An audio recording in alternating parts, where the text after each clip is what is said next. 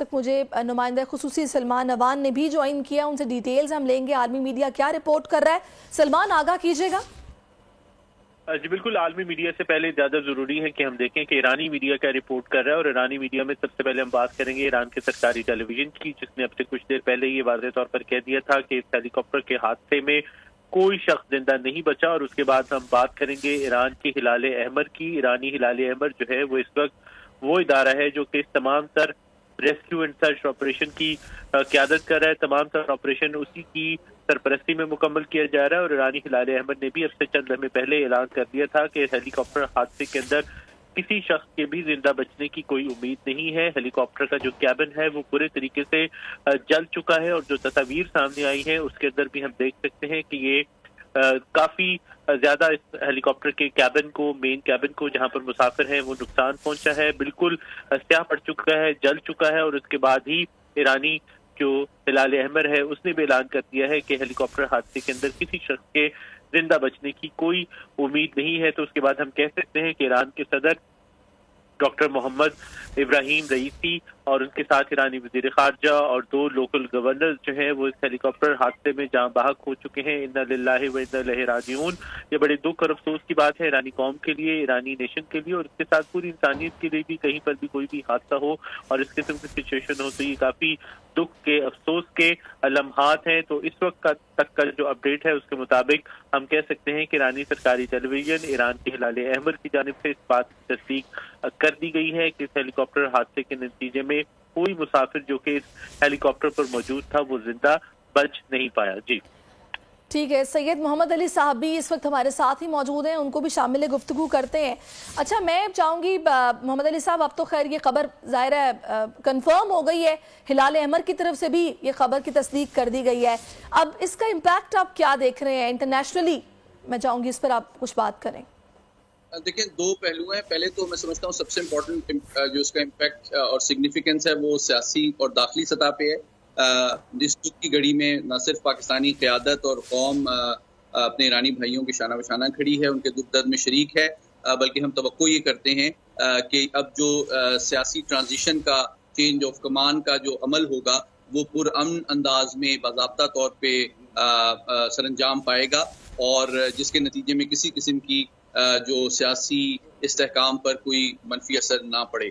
दूसरी बात जो आलमी सतह पे मैं समझता हूँ कि आलमी बरादरी जो है वो यकीनी तौर पे इसमें ईरानी क़यादत जो कि उनकी हेड ऑफ स्टेट हैं, जो रहबर हैं आयतुल्ला खामेनाई, उनके साथ भी इज़हार ताज़ियत करेंगे। मैं तवक्को करता हूँ कि अभी कुछ अरसे बाद अगर जो इनका स्टेट फ्यूनरल होगा उसमें भी बड़े पैमाने पे मुख्तलिफ अक़वाम के जो लीडर्स हैं वो शरीक होंगे, ताकि हम देखें सियासी और दीगर इख्तलाफात अपनी जगह, लेकिन तमाम अक़वाम पे जो इस तरह की आजमाइशें आती रहती हैं, उसके नतीजे में हम सबको अपने इख्तलाफात दूर करके एक दूसरे के दुख दर्द में शरीक होना चाहिए और ताउन को फ़रोग़ देना चाहिए। बिल्कुल आपने वजह फरमाया। अच्छा, इसमें मैं चाहूँगी थोड़ा सा जो अंदरूनी सियासत है ईरान की, उसमें आप क्या समझते हैं? ये जो एक खला पैदा हुआ है और इब्राहिम रईसी, क्योंकि इससे पहले मैंने देखा है कि उनकी अदलिया में भी शमूलियत रही है, बहुत देर से वो सरगर्म थे, प्रोसिक्यूटर की हैसियत से भी उनकी खिदमात रही हैं, फिर सियासत में भी वो आए और उस तरह से अभी आपने खुद बताया कि तकरीबन 6 बड़ी जमातें में से एक जमात से इनका ताल्लुक है। तो ये सियासी एतबार से देखा जाए तो किस तरह के लीडर थे और ये किस तरह का खला है जो आप समझते हैं कि पैदा हुआ है इनके जाने से? देखिए, बात यह है कि जिस तरह मैंने पहले गुजारिश की कि ये एक अहम सरकर्दा सियासी रहनुमा थे ईरान के और अपनी पार्टी में इनकी बहुत अहमियत थी, लेकिन ईरान का एक मुतनव्वे और जामे सियासी निज़ाम है। इनकी पार्टी के अंदर और कई अहम जो है सियासी क़ायदीन हैं और मैं तवक्को करता हूँ कि इमीडिएटली तो जो सीनियर नायब सदर हैं वो जो है टेम्परेरीली जिम्मेदारियां संभालेंगे, लेकिन अगर ये फैसला होता है कि आगे इनको दोबारा इलेक्शंस में जाना है तो इसी तरह ये 6 पार्टीज जो हैं बड़ी, ये आपस में इलेक्शन से निज़ाम है और फिर जिस भी पार्टी और कायद को अवाम की ज़्यादा पजीराई और तायीद हासिल होगी वो एक नए मुस्तकबिल के सदर के तौर पे रुनुमा होंगे। अच्छा, वैसे मोहम्मद अली साहब, हमने देखा है कि माजी करीब में भी जो हेलीकॉप्टर हादसे हुए, कुछ अहम शख्सियात की हलाकत भी हुई।